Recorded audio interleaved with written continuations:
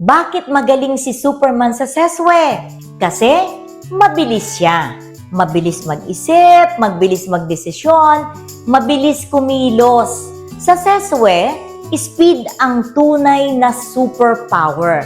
Speed mag-analyze ng tanong, speed maghanap ng pinakatamang sagot, speed magsulat ng simple, concise, at malinaw na essay. May 220 na mga tanong sa seswe na dapat mong sagutin sa loob ng halos 2 oras at 45 minutes.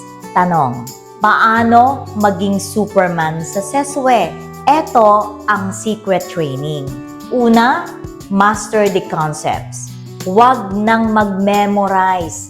Pag-aralan, intindihin, at gamitin ang mga ito. Pangalawa, gumamit ng strategy. Dapat may tamang technique sa bawat subtest.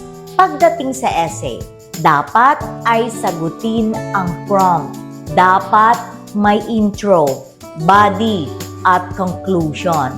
Ang istruktura ng essay. Pangatlo, dapat may tamang test simulations. Mag-practice na may time limit. Hindi lang bara-barang pag-review. Dapat may tama at epektibong sistema. Gusto mong maging Superman sa exam na ito?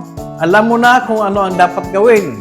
Tamang review, tamang diskarte. Follow for more CES tips.